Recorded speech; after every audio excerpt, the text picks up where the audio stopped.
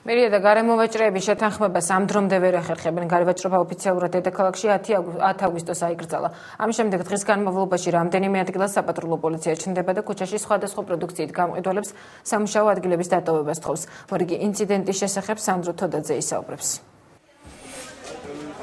მეტრო ღრმაღელეს მიმდებარე ტერიტორიაზე არსებულ ჯიხურებთან მერიისა და პოლიციის თანამშრომლები წუხელთ 11 საათზე მივიდნენ და მოვაჭრეები გააფრთხილეს, რომ გამთენიისას უკვე ჯიხურების აღებას დაიწყებდნენ. მოვაჭრეები საკუთარი ინვენტარის ასალაგებლად დროს ითხოვდნენ. ამბობდნენ, რომ მათ ჯიხურების აღების შესახებ მხოლოდ წინადღე შეატყობინეს და ნივთების შესანახად 24 საათი საკმარისი არ იყო. მოვაჭრეები ამისთვის მხოლოდ 3 დღეს ითხოვდნენ. თხოვეთ მოგვეცით საბუთი რის საფუძველზე ვიღებთ ჯიხურს, გაფრთხილება ხო გვიდახელი მოგვაწერინე მოგვეცით რამოდენიმე დღე რომ ჩვენ საქონელი სადმე განვათავსოთ. არა, გუშინ ჩამოიერეს 5 საათი რომ 11-ზე ვერ გეტყვით ზუსტად და უნდა საღამოს ავიღოთ. ვითხოვეთ დღეს 2 დღე მაინც მოგვეცით რომ ეს საქონელი ნისიათ გვაქვს შემოტანი ზოგი ან ჩავაბაროთ უკან ან სადღაც განვათავსოთ. მერიისა და პოლიციის თანამშრომლები სატელევიზიო კომენტარს არ აკეთებენ, თუმცა პირად საუბარში ამბობენ, რომ მათი მხრიდან მოვაჭრეების გაფრთხილება ჯიხურებთან დაკავშირებით 1 თვის განმავლობაში პერიოდულად მიმდინარეობდა.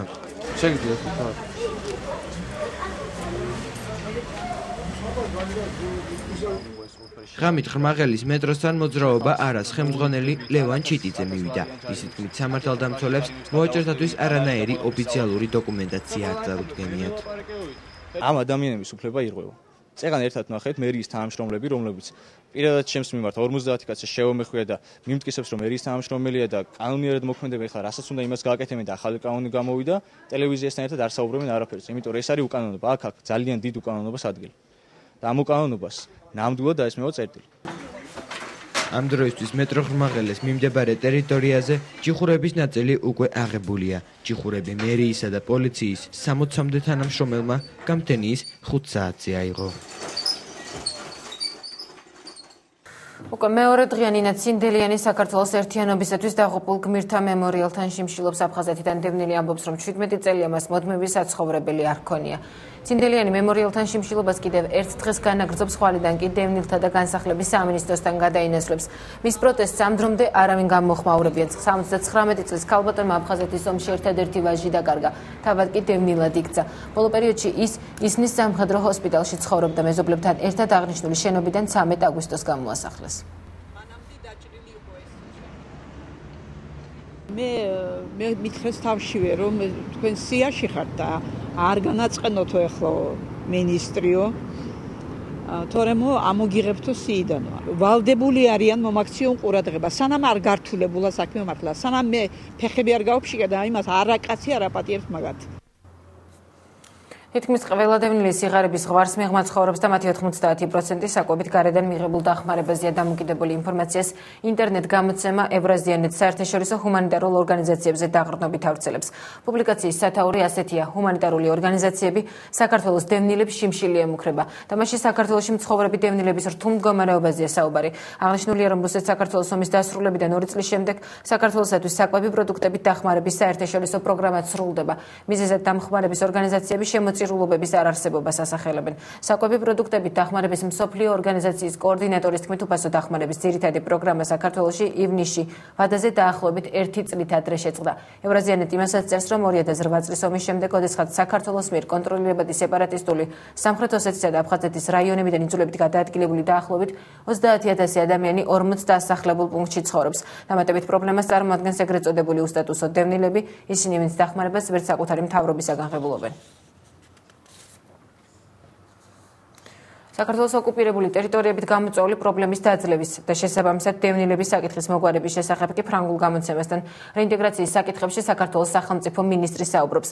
ლემონტი თემური იაკობაშვილის წერილს აქვეყნებს. მინისტრი აღნიშნავს, რომ ოკუპაცია ამ დრომდე გრძელდება, თუმცა ამავდროულად ომიდან 2 წლის შემდეგ საქართველოს მთავრობას ქვეყნის აღდგენის, ეკონომიკისა და დემოკრატიული ინსტიტუტების განვითარების საქმეში უზარმაზარი პროგრესი აქვს. ჩვენ დავიწყეთ ძალიან თამამი გეგმის მომზადება სამხრეთ ოსეთისა და აფხაზეთის ქართულ დემოკრატიაში რეინტეგრაციისთვის. ამბობს იაკობ იაკობაშვილი. ლემონდის პუბლიკაციაში საუბარია საქართველოს მთავრობის სტრატეგიაზეც, რომელიც სადემარკაციო ხაზის ორივე მხარეს მცხოვრებ მოქალაქეთა შორის სოციალური და ეკონომიკური ურთიერთობების განვითარებას ითვალისწინებს. იაკობაშვილის ინფორმაციით კი უახლოეს მომავალში აფხაზეთსა და ეგრეთ წოდებულ სამხრეთ ოსეთში, ასევე საქართველოს მიმდებარე ტერიტორიაზე ბიზნესის ხელშეწყობის სააგენტო შეიქმნება.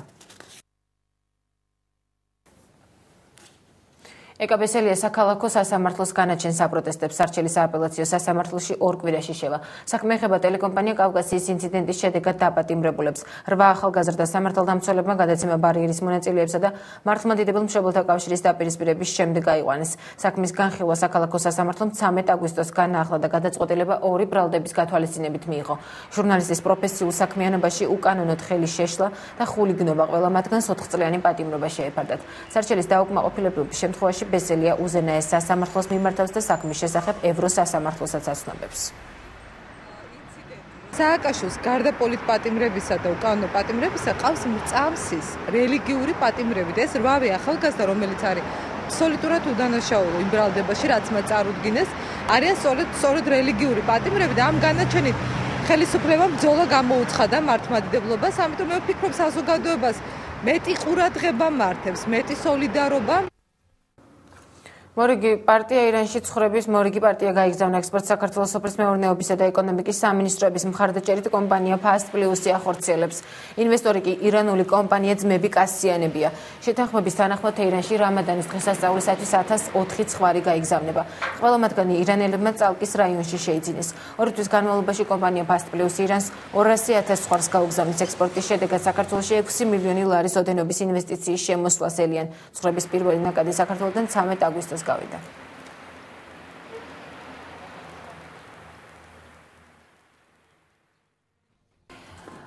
წლის ბოლომდე რუსული მარცვლეულის ექსპორტი აკრძალულია. რუსეთის მთავრობის გადაწყვეტილება ძალაში დღეს შევიდა. პრემიერ-მინისტრის ვლადიმერ პუტინის განკარგულებით მსოფლიო ბანკი მარცვლეულის ექსპორტიორ ქვეყნებს მოუწოდებს, რომ მარცვლეულის გატანაზე შეზღუდვა არ დააწესონ. სააგენტო როიტერის ცნობით ამის შესახებ მსოფლიო ბანკის მმართველმა განაცხადა. მისი თქმით, ხორბლის ემბარგომ შესაძლოა რუსეთის ბაზარზე გლობალური კრიზისი გამოიწვიოს და ეს უპირველესად ღარიბ ქვეყნებს შეეხება. მსოფლიო ბანკი ექსპორტიორ ქვეყნებს თხოვს რუსეთის მაგალითს არ მიბაძონ. გადაწყვეტილება რუსეთის პრემიერმა 5 აგვისტოს მიიღო.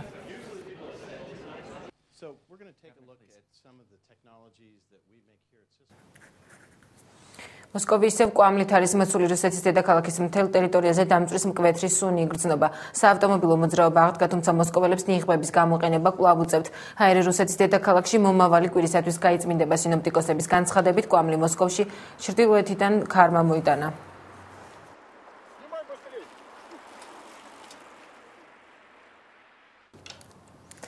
ხანგრძლივი და დაძაბული ურთიერთობების შემდეგ შესაძლოა 2 კორეა დაზავდეს. სამხრეთ კორეის ლიდერს გაერთიანების 3-ეტაპიანი პროგრამა უკვე მზად აქვს. ლიმენბეკმა ინიციატივის შესახებ ქვეყნის დამოუკიდებლობის 65 წლის თავისადმი მიწუხილ ღონისძიებაზე სიტყვით გამოსვლისას განაცხადა. არგუმენტად კი მშვიდობისა და პროგრესის საოცრებლობა დაასახელა. ბეკმა ამავდროულად ფხენიანს მოუწოდა უარი თქვას მუხარასა და სამხედრო პროვოკაციებზე და დაიწყო სამხრეთთან ერთობლივი მუშაობა მშვიდობიანი საზოგადოების ჩამოსაყალიბებლად. შეთავაზებას უკვე გამოეხმაურნენ სამხრეთ კორეის მშვიდობის აქტივისტები. 1500 მათგანი სეულის რკინიგზის სადგურთან შეიკრიბა და გაერთიანების მოთხოვნით მშვიდობიანი აქცია ჩაატარა. სამხრეთ კორეის ფერმერთა ფედერაცია კი პირველ ნაბიჯს გადადგამს და ქვეყნის ჩრდილოეთით სიმბოლურად გაერთიანების ნიშანს ბრინჯს გაგზავნის. 8 ადამიანი დაიღუპა, 12-მა კი მძიმე დაზიანება მიიღო. უბედური შემთხვევის შედეგად ამერიკის შეერთებულ შტატებში კალიფორნიის შტატში სატვირთო ავტომობილების შეჯიბრის დროს ერთ-ერთი ავტომობილი მაყურებლებს შეეჯახა. თვითმხილველების თქმით, ავტომობილი ჯერ სავალი გზიდან გადავიდეს, შემდეგ კი მაყურებლებისკენ წავიდა. მომხდართან დაკავშირებით ადგილობრივმა პოლიციამ გამოძიება უკვე დაიწყო. ავტომობილების შეჯიბრის სახელწოდებით კალიფორნია 2010 ამავე შტატის უდაბნოში მიმდინარეობდა.